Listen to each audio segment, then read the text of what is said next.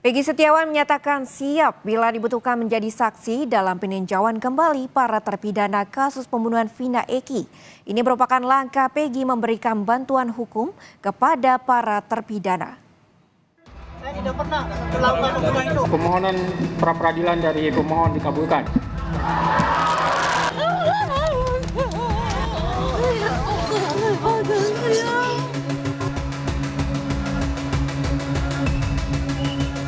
Keputusan Majelis Hakim yang mengabulkan seluruh gugatan pra-peradilan Peggy Setiawan membawa angin segar bagi terpidana kasus pembunuhan Vina dan Eki yang saat ini masih ditahan. Kuasa hukum 7 terpidana kasus Vina menyatakan tengah proses mengajukan peninjauan kembali.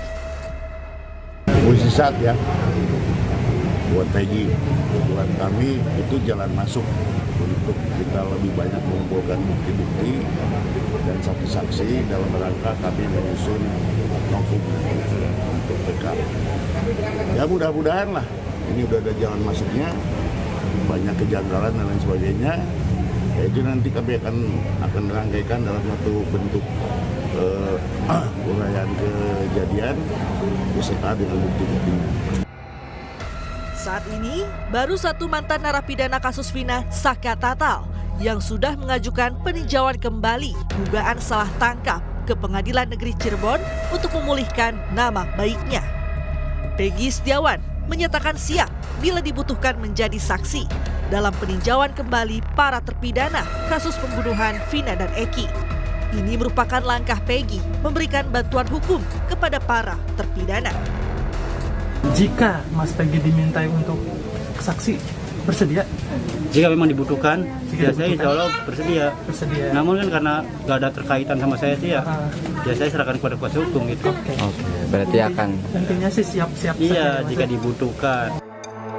Bebasnya Peggy Setiawan dari status tersangka di kasus pembunuhan Vina dan Eki memiliki efek besar, terutama bagi terpidana lainnya yang saat ini masih mendekam di tahanan. Kuasa hukum 5 terpidana Otto Hasibuan bilang, bisa jadi beberapa terpidana dapat dinyatakan tidak bersalah lantaran konstruksi hukum yang dibuat Polri dan pengadilan pada kasus yang terjadi 8 tahun silam itu tidak berdasar pasca bebasnya Peggy dari status tersangka. Di dalam pra-peradilan disebutkan bahwa penetapan penghentian penyidikan terhadap kasusnya si Peggy ini. Sehingga persoalannya begini. Kalau demikian halnya, ada 8 yang sudah dihukum. 1 ini katanya Peggy. Terlepas ini Peggy yang sebenarnya atau tidak, walaupun oleh pra-peradilan dinyatakan dia itu tidak sah penetapan tersangkanya. Lantas apakah adil kalau betul ada Peggy yang lain itu tidak diapa-apain, tidak diproses, tapi 8 orang ini dinyatakan salah. Ini kan menjadi masalah. Sehingga menurut saya dengan bebasnya Peggy, otomatis yang 8 inilah harus dibebaskan oleh Mahkamah Agung. Sementara itu, mantan Menko Polhukam Mahfud MD dalam program Rosi menilai proses hukum terhadap kasus pembunuhan Vina dan Eki serampangan. Hal ini terbukti setelah Peggy dinyatakan bebas dalam sidang pra-peradilan. Mahfud menyebut, dengan pembebasan Peggy seharusnya bisa membebaskan 7 terpidana kasus Vina lainnya karena pelaku didakwa dengan dakwaan yang sama. Kalau tidak serampangan kan begitu diputus dicari. Dan orangnya kan itu juga kalau memang sejak awal. Lalu serampangan yang kedua, katanya 3. Lalu diumumkan yang 2 itu fiktif, tidak ada. Gitu. Padahal itu putusan pengadilan, ada 3 DPO. Dakwaan jaksa yang kemudian dicantumkan di putusan pengadilan di dalam proses persidangan itu disebut. Ini kan serampangan namanya gitu. Sehingga waktu itu saya hanya menyatakan yaitu